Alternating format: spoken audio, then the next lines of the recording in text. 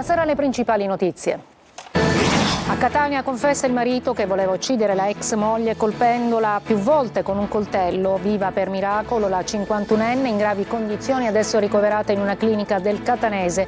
Sconvolti i residenti del quartiere di Picanello dove è avvenuto il tentato femminicidio. A Palermo, violenza sessuale su una studentessa americana di 18 anni, 3 giovani dell'Arenella ricercati dalla polizia. Resta ancora un mistero la morte di Gerda Caruso, trovata senza vita nella sua casa. L'autopsia non ha evidenziato cause certe. Per i familiari è stata avvelenata dal marito, ma lui nega. A Nicemi la procura di Gela indaga su decenni di omissioni nella gestione del territorio ad alto rischio. Il procuratore Vella dice si è costruito ignorando la zona rossa. Vacanze di Pasqua in Sicilia, i turisti calano sul versante orientale mentre Palermo va bene per presenze con anche voli al completo. Il treno Sicilia Express ha riportato a casa per le feste studenti e lavoratori a un prezzo calmierato, oltre 24 ore di viaggio tra musica e spettacolo a bordo. Calcio Pasquetta in campo per il Catania, i rossazzurri vogliono dare continuità al successo sul Latina e consolidare il secondo posto. Viali prepara soluzioni tattiche alternative in vista della sfida contro il Picerno.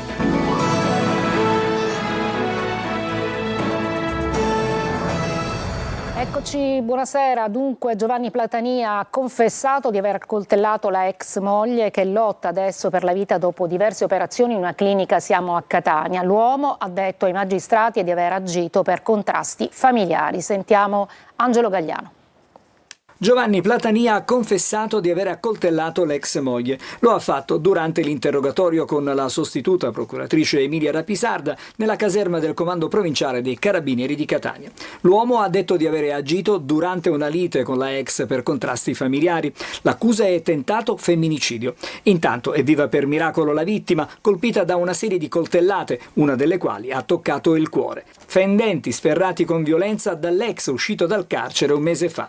Da quel giorno l'uomo avrebbe cercato di riallacciare rapporti con la moglie, che invece non voleva più saperne, tanto da voler avviare le pratiche per la separazione. All'ennesimo rifiuto di un chiarimento, l'ha inseguita per strada e colpita con una serie di coltellate vicino ad un negozio di casalinghi in via Villa Glori, nel quartiere di Picanello.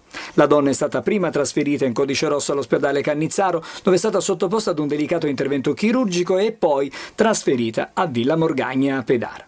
La minaccia era che si potesse rendere necessario un intervento d'emergenza per una lesione al cuore, che effettivamente poi è stata, evitata. I colpi sono stati numerosi e hanno colpito praticamente tutto il tronco della paziente, dal collo fino giù all'addome.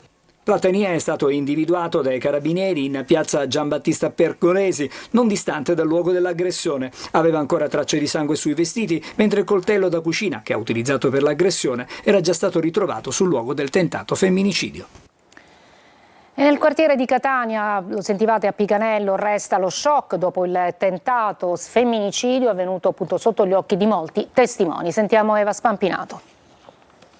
L'avevo visto ora, ho detto Giuseppe non ci cascare più. Siamo tutti sconvolti. Non c'è niente da dire, non lo so. Picanello è un quartiere ancora sconvolto, pochi parlano, tutti guardano con sospetto le telecamere, qualcuno alza anche i toni, ma qui in via Villa Gloria a Catania dalla scorsa sera non c'è pace. E chi ha visto con i propri occhi Giovanni Platania scagliarsi contro l'ex moglie con il coltello in mano porta ancora addosso i segni del tentativo di aiutarla. Ho sentito dire che il signor Carmelo, come ha visto a lui che aveva in mano il coltello, è andato di dietro per tirarlo, lui gli ha dato uno spintone e l'ha fatto cadere a terra. Quindi rischiando lui, una persona grande. Giovanni e Rosaria sono cresciuti insieme, sposati da giovanissimi, hanno 4 figli e anche dei nipoti, ma già da parecchio tempo lei non lo voleva più vedere. Questi ragazzi li ho visti crescere, un matrimonio certo bruscoso perché lui è stato sempre arrestato, però lei gli è stato sempre vicino, hanno 4 figli. E certo è una cosa che fa male perché lui aveva una settimana che era uscito. L'avevo visto ora, così pensa ai tuoi nipotini, perché avevi i nipotini, pensa a tutto, però io l'ho visto un pochino. Parte il cervello, a certi uomini non accetto. Ma ammazzarla perché ora tu non ti consumaste e si ammazzava. Intanto nel quartiere dove è nato e cresciuto Giovanni e dove l'uomo è stato ritrovato 14 ore dopo il tentato femminicidio c'è un murales che oggi suona proprio come un paradosso: rispetto per la donna. Adesso a Palermo, dove una ragazza americana di 18 anni è stata violentata, si cercano 3 ragazzi del quartiere Arenella. Ad abusare della ragazza però sarebbe stato solo uno di loro. Sentiamo Marco Gullà.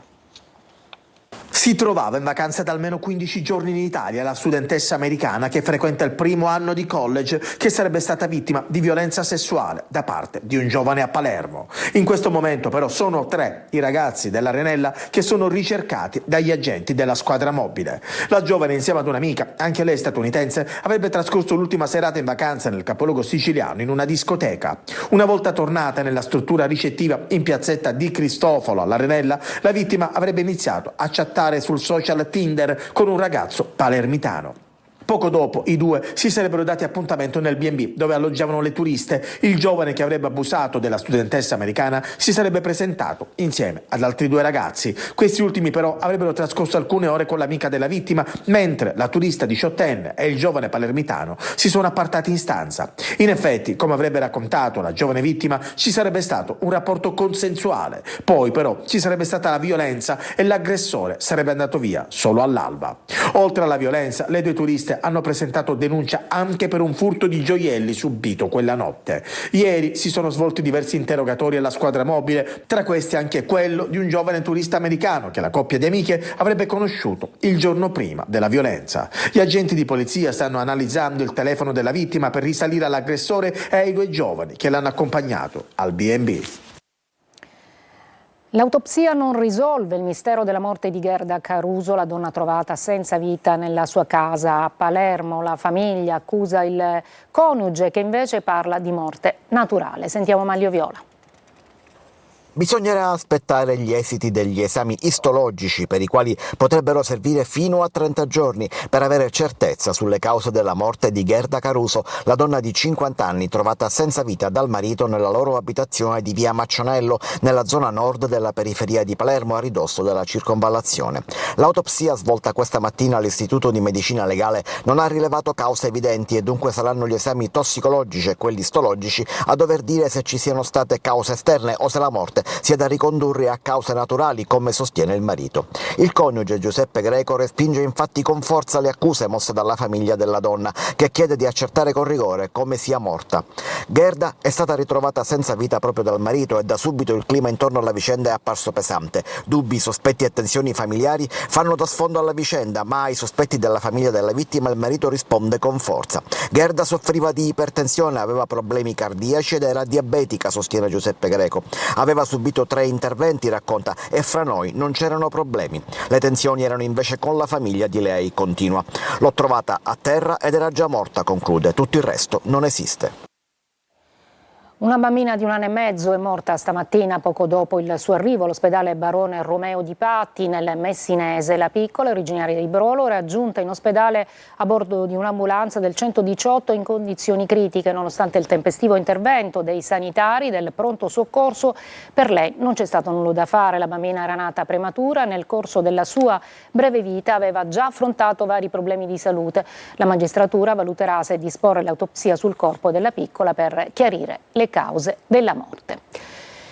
E si sblocca il processo Pandora per le presunte infiltrazioni e i presunti casi di corruzione a Tremestieri e Tneo nel Catanese. La Corte di Cassazione infatti ha deciso che le intercettazioni effettuate nella segreteria politica condivisa dalla senatrice Sudano e dal vicepresidente della regione San Martino erano legittime. Maglio Viola.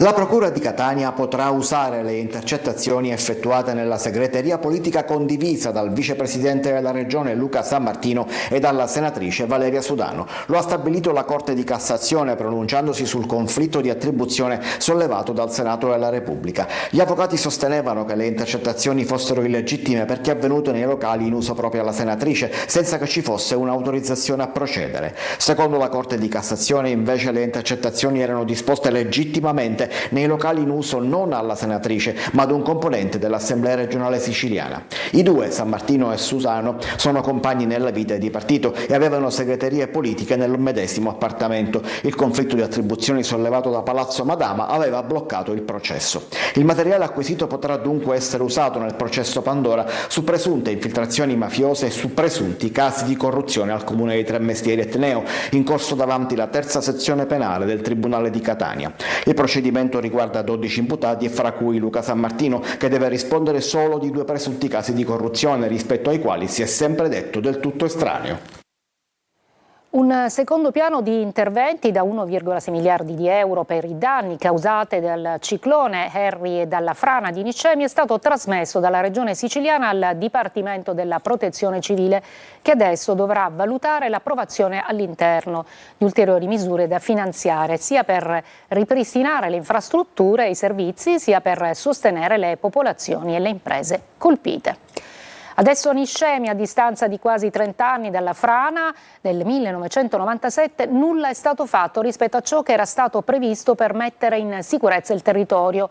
2 mesi dopo la frana del 25 gennaio, invece, il procuratore capo Salvatore Vella fa il punto sull'inchiesta che mira ad accertare responsabilità mai chiarite nel mirino, opere mai realizzate, fondi rimasti inutilizzati. Gerri Italia. A 2 mesi dalla frana che ha sconvolto Niscemi va avanti l'inchiesta della Procura di Gela, un'indagine che punta a fare luce sulle responsabilità di un evento che ha segnato profondamente la comunità. Un lavoro che però non si ferma al presente. Secondo gli inquirenti le cause del disastro potrebbero affondare le radici lontano nel tempo. Già dopo il 97 il territorio era stato classificato ad altissimo rischio idrogeologico. Erano stati stanziati circa 12 milioni di euro per la messa in sicurezza, ma molte di quelle opere non sono mai state completate. Opere non realizzate, interventi che dovevano essere fatti in regime ordinario, quindi non più di emergenza frana 97, ma di tutela del territorio, opere che dovevano essere progettate e attuate e che non sono state fatte.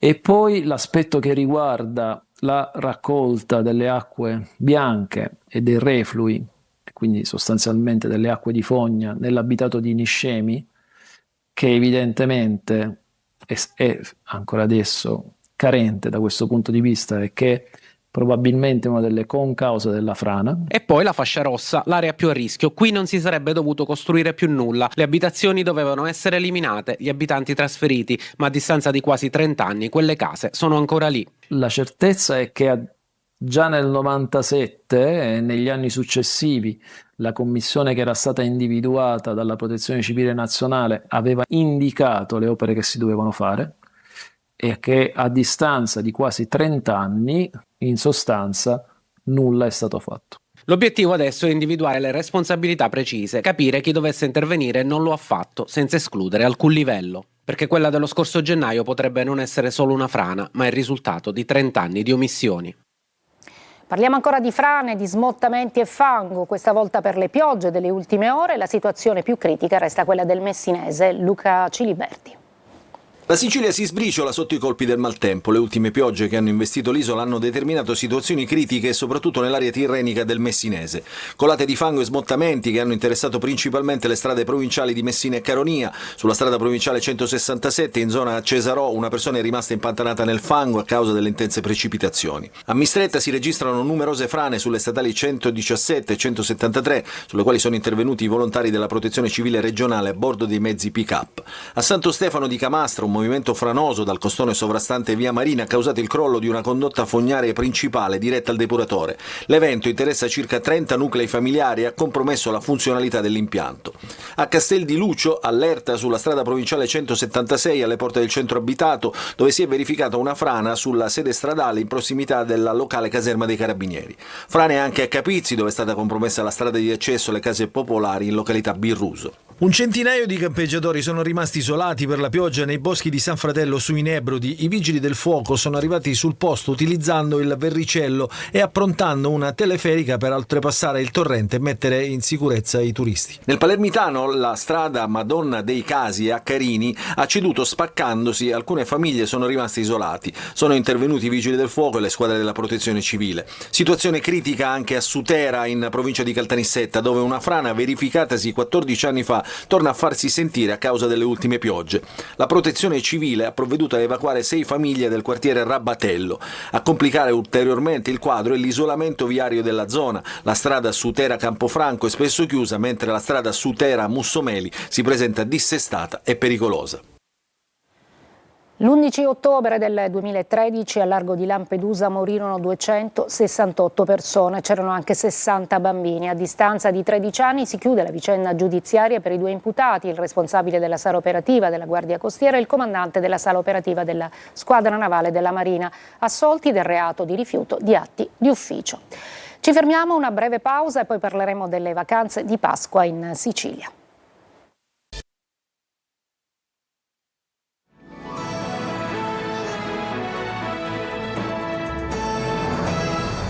Vacanze di Pasqua in Sicilia, calano i turisti sul versante orientale, mentre invece Palermo conferma un boom di presenze. Sentiamo il servizio.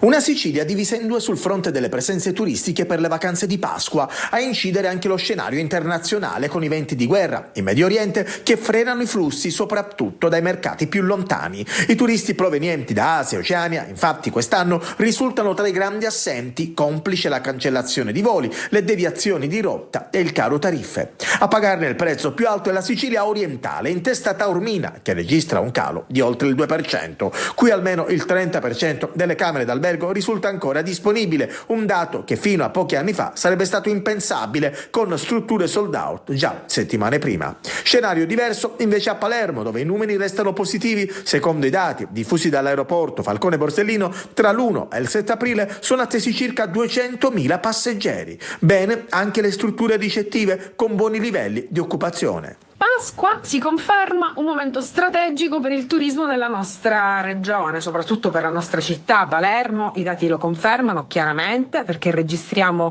una domanda in crescita con strutture ricettive che si avvicinano al tutto esaurito, soprattutto nel segmento alberghiero di qualità e soprattutto nei giorni tra Pasqua e Pasquetta. Lo testimoniano anche i numeri dell'aeroporto Falcone e Borsellino, che sono stati proprio dimostrati qualche giorno fa, con un incremento del 15% del traffico internazionale. Segnali di flessione però si registrano in altre aree della Sicilia occidentale, in particolare tra San Vito Lo Capo e Castellammare del Golfo. Il tempo per recuperare comunque non manca in vista dell'avvio della stagione estiva. Dopo più di 24 ore il Sicilia Express è arrivato in Sicilia, appunto, ultime fermate questa mattina a Siracusa e Palermo a bordo del convoglio speciale contro il caro voli, lavoratori e tanti studenti fuori sede che si dicono stanchi ma felici. Emanuela Corsi.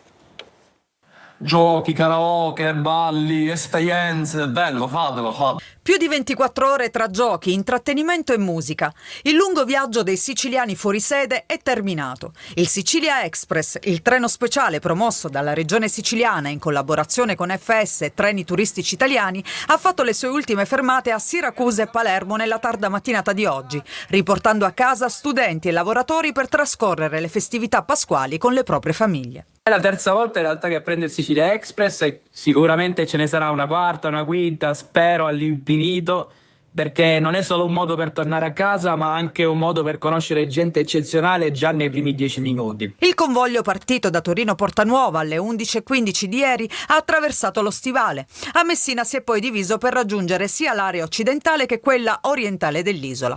A bordo anche attori e personaggi dello spettacolo, tra cui Ezio Greggio, che hanno intrattenuto i giovani viaggiatori arrivati in Sicilia stanchi ma felici. È un'esperienza divertente in cui un sacco di persone particolari e poi comunque ho pagato pochissimo. Il Sicilia Express è un'opportunità per circa 500 persone, ma non risolve il problema del caro voli, che resta comunque una piaga delle festività natalizie e pasquali. Il 7 aprile il treno farà il suo viaggio di ritorno verso il nord Italia. Breve pausa allo sport, il calcio. Per il Catania conto la rovescia, perché lunedì incontrerà il Picerno.